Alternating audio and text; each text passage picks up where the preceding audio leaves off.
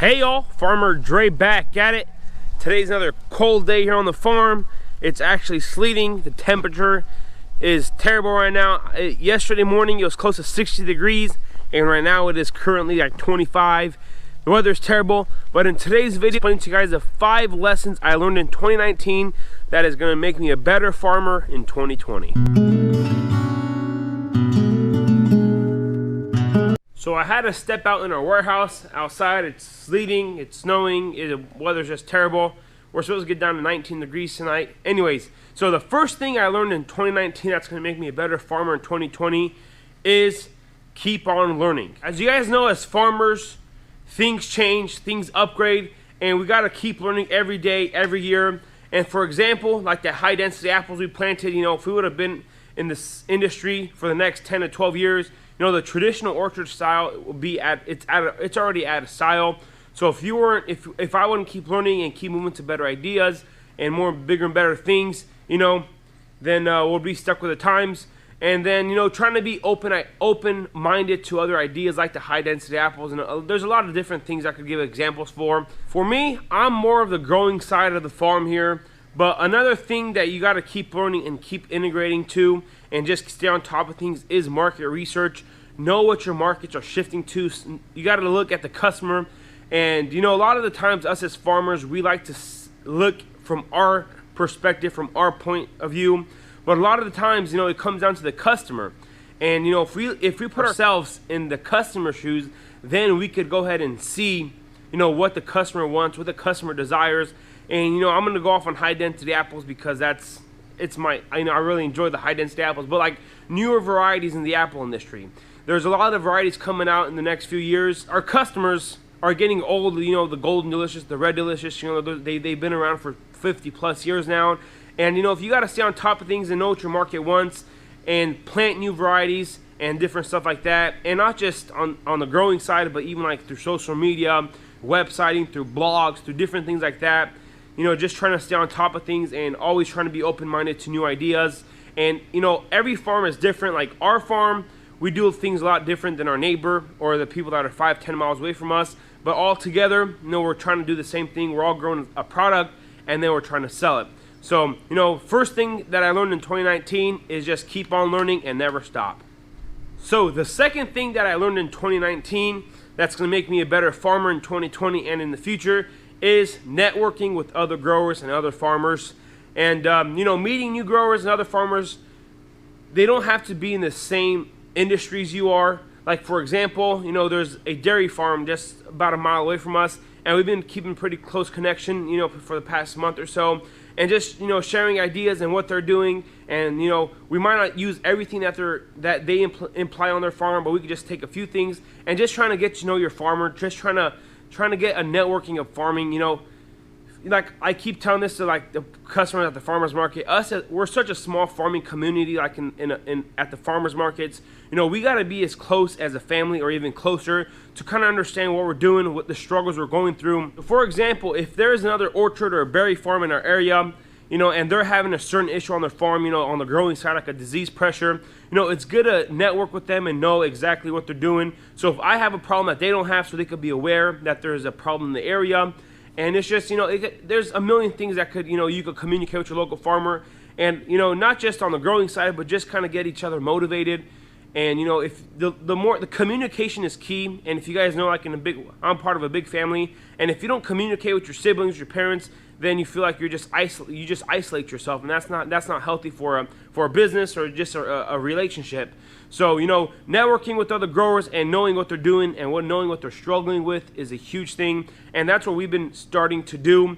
And, you know, you guys will see in the next coming videos and throughout the next couple of years, but my brothers and I here on the farm, we want to start a new series on my channel and on our Gardener's Orchard page on Facebook and on YouTube is Meet Your Grower. And with meeting our growers, we'll be going out to other people's farms, you know, just trying to film and just kind of do like a small trailer of their farm and what they're trying to do, just to kind of bring that farming community together and trying to bring the customer base, you know, to know that there's more than just one farm in the area, to know that there's apples and peaches here, blueberries, blackberries there, you know, milk, dairy, eggs, just trying to bring that customer base so they can understand and know that there's more of us in it together than just one person. So those are all part of like just kind of like some of my personal growth that I realized. And in May I'll be done with my bachelor's in horticulture, so then I could focus full time on the farm. And my third thing that I did learn in 2019 that's going to help me be a better farmer in the future is to focus on things that are profitable. So as you guys know, we do grow a lot of tomatoes because we found a market for it, and our customers want our tomatoes. But not just tomatoes alone, like peaches, apples. And for example, as you guys know, if you guys have been following my channel for quite some time, you guys know that we tried a you-pick vegetable garden, and it was just a trial. We had a lot of extra plants, and we kind of hyped it up. We planted it, we made videos about it, we posted everything on social media, on Facebook, and we kind of did the hype. But whenever it was time to pick, we didn't get too many customers out here, and at the end of the day, we still got rid of the product. We still sold cucumber, squashes, and stuff at farmers market, but we were just kind of hoping that the customers would come out to the farm and pick the produce and stuff. And if you guys have a farm store, you guys understand how critical it is to bring the customer out to the farm, so you could just kind of show them what works and what doesn't, and how everything works on the farm. And another thing is focus on the things that are most profitable. So for example, if I was gonna grow in the high tunnel, if I was have the choice to grow cucumbers or tomatoes, I would choose tomatoes because we have a market for it, and that's the most profitable for us. But if the market's saturated at the farmer's market for tomatoes, then maybe cucumbers would be more profitable for you. So it's just going back and forth and understanding and focusing on the things that will bring you more profit on your farm. So the fourth thing that I learned in 2019 that's going to make me a better farmer in the future is trying new things. And for example, like I mentioned, that you-pick garden, we didn't know what would have come after it, but now since we tried it, we know that our customers in particular, don't really need a place to go pick their own vegetables. We live out in the country, so a lot of the customers in our area, they have their own gardens. So fruit for us does really good, and we're going to continue doing that. But trying new things like the vegetable garden, the you-pick vegetable garden, and then the high density apples, that's something we did in 2019 that we just jumped into. You got to do a little bit of research from behind, but if you're always scared to go ahead and jump into it, then you'll never know how it's going to turn out. And a perfect example, like I mentioned, is that high density apples. As you guys know, and you guys are going to follow my journey, is that up in New England and Michigan and Washington, they're pushing down thousands of acres of the traditional orchard type of planting in this high density. But up there, they have a colder climate, they have a shorter growing season, they got different disease pressures, they're not as wet as we are. But you never know till you try in our area, and we got a lot of different problems we got to fight with in growing apples. But at the end of the day, the same system should work in our area. So hopefully in the next couple of years, we'll have a good acre of high density apples coming in production, so we'll see how that goes. But just try new things. It might be something in your high tunnel, might do something different about the soil, might do something about how you heat it, or just always don't be scared to try new things. And for us on our farm, we're going to continue doing that, and it's going to make me a better farmer. So the fifth thing that I learned in 2019 that's going to make me a better farmer in the future and in 2020 is you always have to give back. And kind of to go off on that, giving back is not just like on a YouTube platform, on a social media platform, even at the farmer's market, showing pictures of your operation and stuff like that. And for us, Facebook really helps out because we do a lot of the videos, farm update videos on YouTube, on the Facebook. We do a lot of farm update videos on Facebook, and on a local scale, Facebook works very great. But then on my part, on YouTube doesn't really do that good of a job of promoting a local audience. But I have an example that I'm about to give you guys about a strawberry farmer. He watched a lot of my YouTube videos from our area. So as you guys know, Southwest Missouri is really popular with strawberry production. There's probably like 10 or so strawberry farms in our area, in this whole Southwest region. And one of the biggest strawberry farmers, he just does strawberries alone and doesn't do anything else. But then he came across one of my YouTube videos on growing tomatoes for profit. And then he got into that, and then he found out that I'm from the Southwest Missouri region.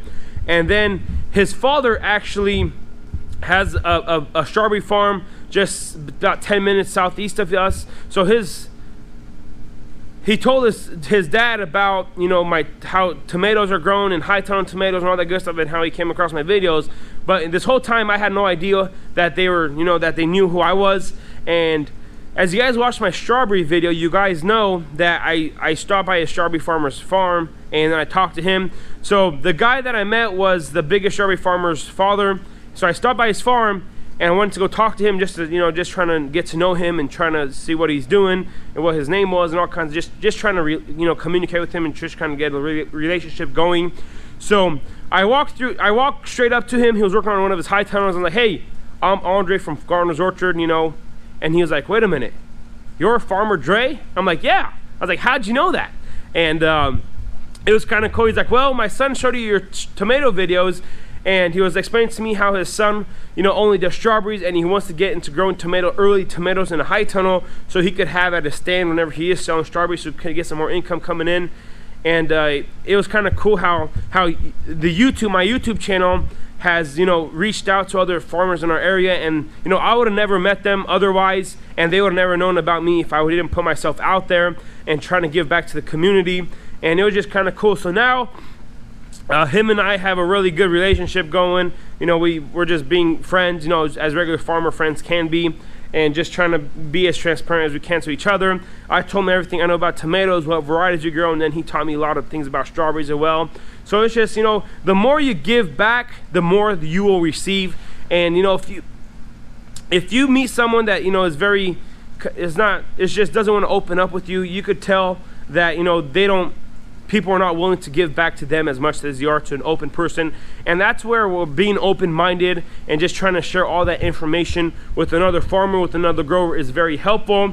So it's just, you know, putting yourself out there, and people realize, and then, you know, just create this community of a small farming community that could come together and just, you know, share what they're doing, their problems, their good stuff.